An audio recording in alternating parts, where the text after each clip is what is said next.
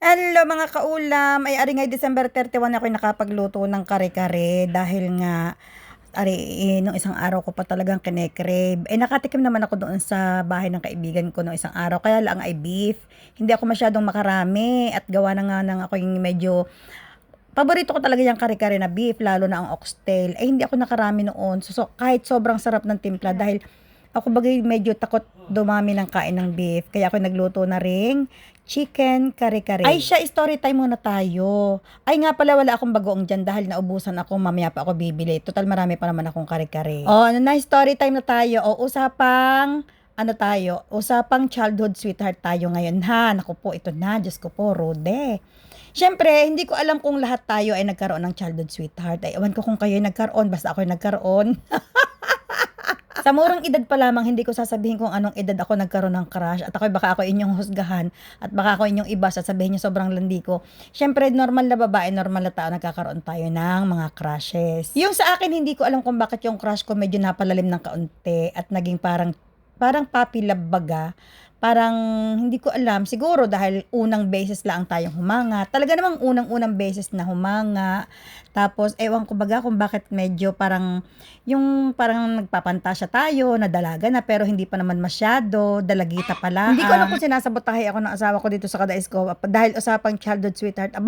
Ay naglalaro ng kanyang mobile ay sobrang lakas ng sound, parang ayaw yatang ipatuloy sa akin itong voice over na ito. Di iyon na nga, sa murang edad ay nagkaroon ako ng crush na lumalim ng kaunti, naging parang puppy love. Tapos parang hindi ko alam na meron din pala siyang crush sa akin. Ay, Diyos ko po, Rode. Hindi ko alam din na parang parehas kami ng nararamdaman, pero hindi naman ibig sabihin mga kaulam ay naging mag-boyfriend, girlfriend kami. Hindi naman. Parang alam laang namin sa sarili namin na gusto namin ng isa't isa. Parang bilang mga bata, parang hinahangaan ko siya, hinahangaan niya ako. Hindi ko lang pwede mga kaulam i-reveal dito ang pangalan. Alam niyo, naku po, Diyos ko po, nakakahiya. Hindi kami madalas nakikita dahil hindi naman siya taga-amin.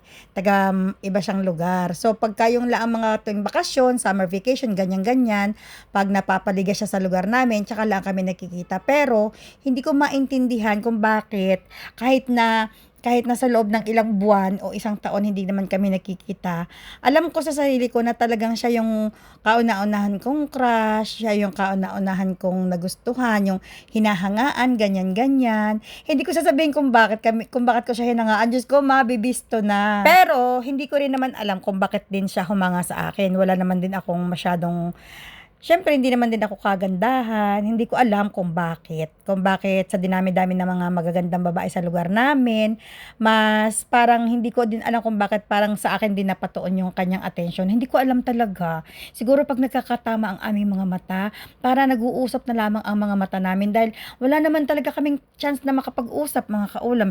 Hindi naman kami yung tipong mag-uusap kung saan o ano, wala. Basta, tinutokso-tokso kami ng mga tao, hindi ko alam kung bakit, tinutokso-tokso din kami ng mga nakapaligid sa kanya. Tapos, hindi naman kami yung nagliligawan, hindi gayon hindi ko alam kung bakit nakakakilig, charot. Pero, kahit magkalayo kami ng lugar, meron naman kaming mga pinapadalang sulat sa isa't isa. Naghuhulog ako ng sulat, natatanggap niya. Siya rin naman, nasulat din naman. Pero hindi masyadong marami yung mga naging love letters namin.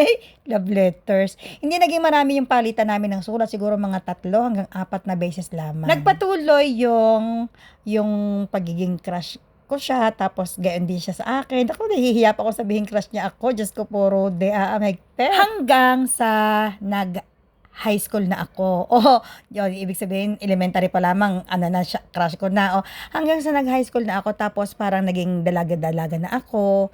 Tapos, hindi pa rin nagbabago yung naramdaman ko talaga mga kaulam. Faithful si Ining. Pero, medyo nasasad na ako noon dahil bihira na siyang pumunta sa lugar namin. Tapos, pag pumunta, dahil nga yung talagang binatang-binata na siya, mas maedad siya sa akin ng kaunti dahil nga binatang-binata na siya. Pag napunta siya sa lugar namin, nakafocus talaga siya sa mga kaibigan, sa mga barkada, yung mga ganyan. Tapos, parang parang ano, parang alam ko din laang na crush ko pa din siya.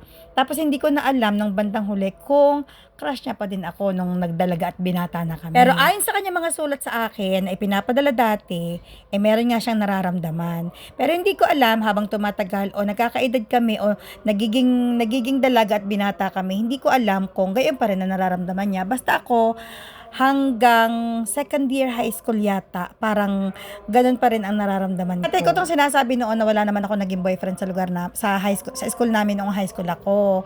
Dahil nga nakapako ang attention ko doon sa aking puppy love. Next time,